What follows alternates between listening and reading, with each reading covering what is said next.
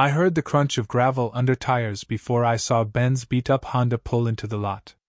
It was 8:15 on a Tuesday, and I was locking up my car after a 12-hour day at the warehouse. My phone buzzed, no caller ID, and I ignored it. People who know better don't surprise me at work.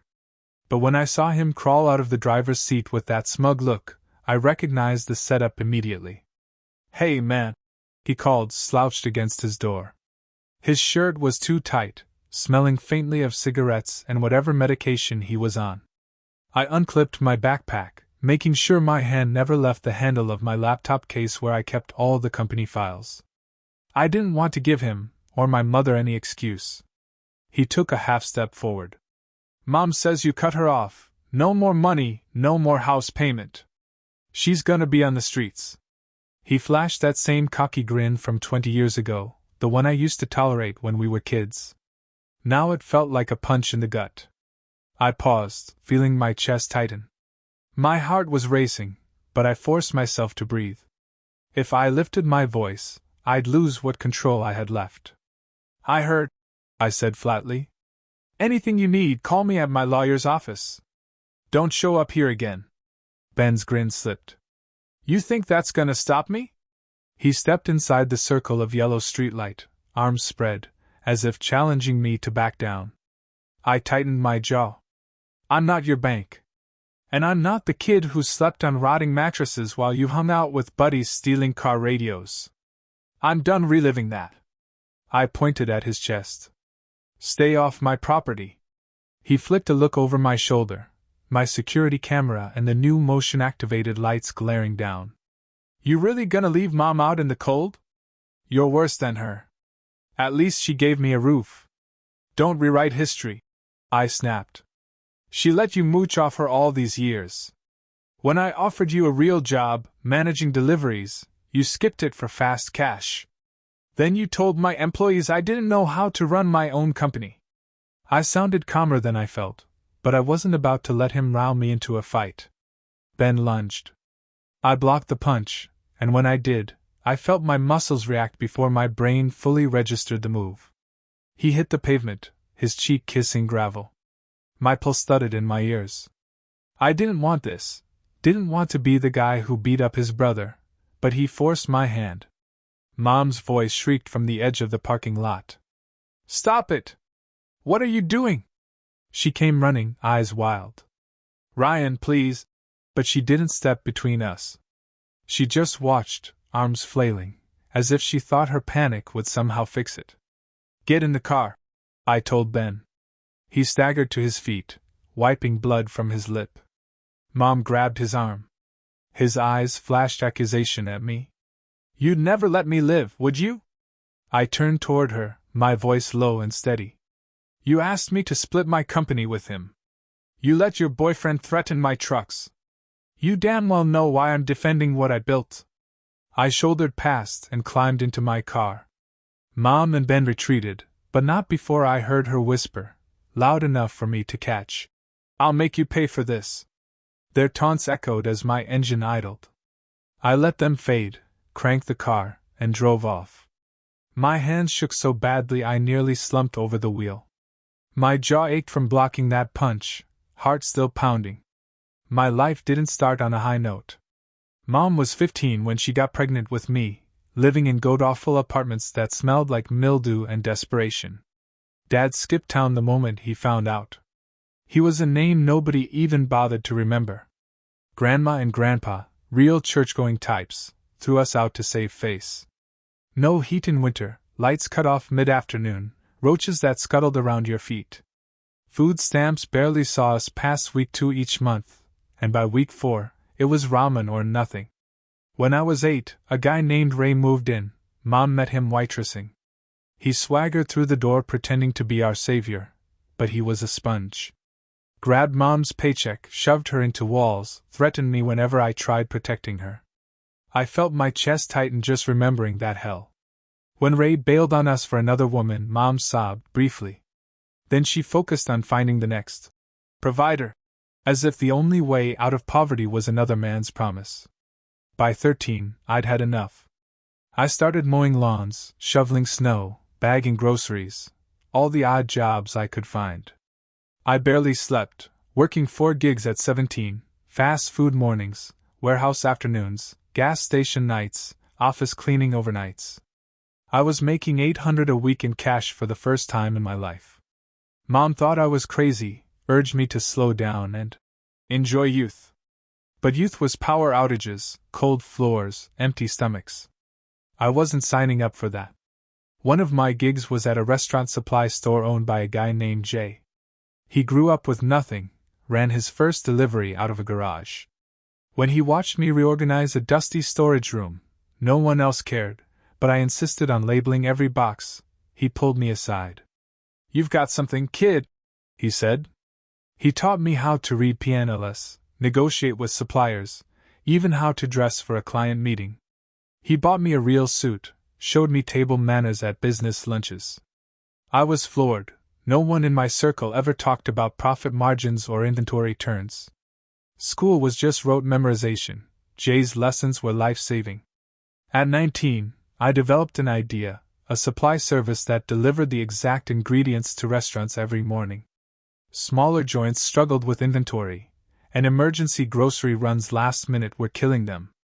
I worked 6 months on a business plan, 20 revisions, each one tighter. When I showed it to Jay, eyes shining, he said he'd invest. But only if I put my own skin in the game. He made me sign a business loan. I was shaking so hard I was sure I'd miss a signature. The first warehouse was a ratty old garage with a walk-in cooler. I woke at 3 a.m., bagged produce for deliveries, spent afternoons on sales calls, and filed invoices till midnight. I made 3 customers week 1, 2 of them out of pity. I lost money every single day for 6 months. There were nights I sat on the concrete floor and almost broke down. But I remembered Jay's voice. "You need to be reliable. You say you'll be there, be there." So I drove that old van through icy roads and kept showing up. Slowly, word spread. An emergency order here, a 5-star review there. By month 12, I hired my first driver. We expanded to another city in year 2, opened a second warehouse. Year 5, a third. 20 years later, we're in 30 cities, dozens of warehouses, hundreds of employees. I still keep a photo of that first warehouse in my office, a reminder that anything built on grit doesn't break easy. When Ben reappeared at age 40, I tried to help. I offered him a manager position, good pay, clear path to running his own location. He lasted 2 weeks before telling my staff they didn't have to follow company procedures. I fired him. He blamed me for being a power-hungry asshole. Mom always made excuses. "He's just finding himself. You don't understand family." But family isn't forcing someone into your business or letting your boyfriend extort you. It's respect, and they never had any. Last week, Mom's new boyfriend, Mike, sat in my dad's old recliner. Yeah, that one antique piece I kept tucked away. He proposed I hand over half my company to Ben and him because family unity. When I said no, Mike leaned in and said, "Accidents happen. Too bad your main warehouse is in a rough area." Not subtle. He was threatening to sabotage my trucks or spread rumors about food safety. Mom just nodded like it was normal. I called my lawyer, changed security codes, spent $50,000 on cameras and guards. I pulled all money I'd been sending for her mortgage and her car. Not worth defending a sinking ship. Ben stormed my office a week later, shoved me in the parking lot, tried to punch me. I blocked it, thank God for those Saturday boxing classes, and pushed him into gravel. Mom screamed for me to stop like I'd murdered him. He shook off dust and spat. "You'll regret this." They drove off, leaving my chest tight and my shirt torn. I filed police reports, documented every threat, and warned my biggest clients. No rumor mill would close doors on me now. Mom's being evicted next week. She's parading old photos around, calling me the ungrateful son. She forgets that I paid her mortgage for 5 years, never missed a payment. I paid her utilities and extra support every month. Still, it was never enough. They always wanted more. Meanwhile, business is booming. I just signed 3 contracts last month and I'm opening 2 new locations next year. I remarried last year. My wife understands what it takes to build something. Her parents treat me like family. We're expecting our first child in a few months. I moved into a gated community. Mom and Ben don't know my address or new number. My company has strict rules. If either shows up at a warehouse or office, security won't let them in. Sometimes I feel a flicker of guilt remembering 7-year-old me shivering under 3 blankets, doing homework by candlelight. But I also remember the day I realized the truth. If someone proves they'll take advantage of you, and then threaten you, they're not family. They're a liability. Protecting myself means protecting everything I built. And that's not betrayal. That's self-preservation. I breathe deep, resting my hand on my belly, feeling the little kicks. I'm building a different life now, one where I don't have to watch my back, chase money to feed us, or worry about who's leeching off my success. My mother and half-brother made their choices. I made mine. And if they come at me again, they'll find I'm not the kid in that roach-infested apartment anymore. I'm a man who built a business with his own hands, learned lessons the hard way, and refuses to let anyone, no matter how close, destroy what it took me decades to create. I sat on the edge of my garage floor, the loose gravel crunching under my work boots. My chest felt tight, like someone had wrapped a bungee cord around it and kept twisting. The streetlights threw long shadows of the fifth-wheel trailer in the driveway. I could still hear Mom wailing from the front lawn, Ben cursing under his breath as he got into his beat-up Honda. And all I could think was, this is what it's come to. I ran a hand through my hair, thick, peppered with gray at 34, and felt sweat cool rapidly on my scalp. My right knuckle throbbed from blocking that punch, but it was worth it. Worth being the guy who stands his ground instead of the doormat I'd been when Ray pushed Mom against the wall all those years ago. Worth not being the sucker who handed half his company to a leech because, family, a word Mom and Ben had twisted into something ugly. Once I knew I was out of immediate danger, I locked my truck and joined the others in the warehouse office.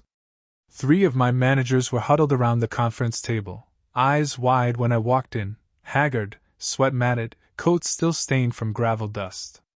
I shoved my laptop case onto the table so hard the handles rattled. "Mike's gone," I said. My voice was tight, flat. "Mom and Ben holed up in her living room last night, convinced I'd back down. They don't have my new address, though. Security changed the locks on her house when I cut off payments." My head of security, Lewis, a retired MP, nodded curtly. "Camera footage shows his Honda exiting at 3:02 a.m. I checked license plate databases. He's got warrants. The cops already got a tip from neighbors." I exhaled slowly. "File everything. Document the attempted break-in. Mom's been sending guilt trip texts. Ben's blowing up voicemail. I want all of it in a binder. If they show up, we don't engage, just call security and the cops." My lead operations manager, Josie, flipped open her notebook. "We've rerouted 5 key delivery schedules. Customers were asking about delays. We preemptively explained security upgrades and gave them my direct line if they heard any rumors." I closed my eyes briefly, the hum of the air conditioner and distant hum of forklifts grounding me. "Good. That's exactly how you handle it, proactive." I straightened and rubbed my temples. My mind replayed every conversation Mom and I ever had about money.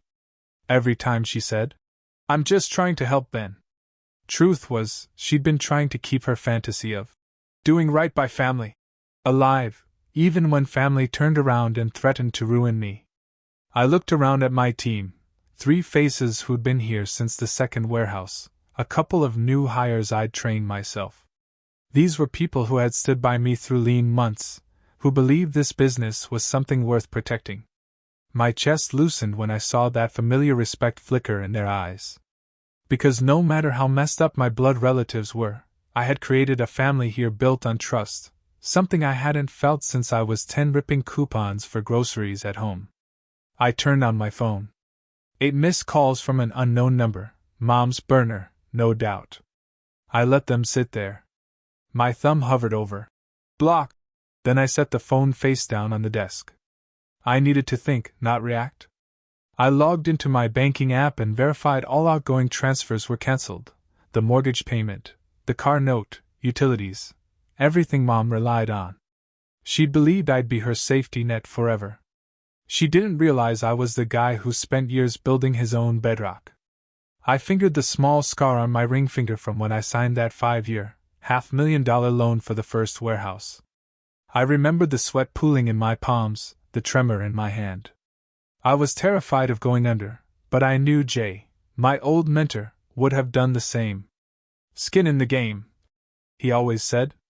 I still hear his voice when times get rough. Next up, security. I paged over to the business's central monitoring system. Live feeds from 32 cameras, infrared sensors, motion detectors on every dock door. I noticed a new guard, Maria, scanning the footage on one screen. She caught my eye and gave me a nod. She's the first guard we ever hired who didn't flinch when her coworker got shoved. Everyone here knows that if trouble comes, we defend the perimeter. I patted her shoulder. "Any alerts?" She shook her head. "All clear. Just routine patrols." That was good enough for now. I moved to my desk, tapped open the company's primary email. There, an email from one of our largest accounts. "Heard some rumors about your founder. Please confirm nothing's up." I crafted a reply. "Thanks for checking. No changes here, just a security adjustment to keep operations smooth. We value your business, and I'm still fully engaged. Let me know if you have any questions." I hit send, with a satisfied click. It felt good to control the narrative rather than waiting for bad rumors to spread. Every day I spent building this company meant nothing if I didn't fiercely protect it. Later, I took a break to clear my head.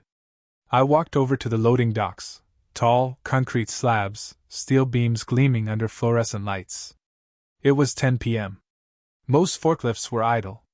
One lone driver, Carlos, shifted a pallet of produce, humming under his breath.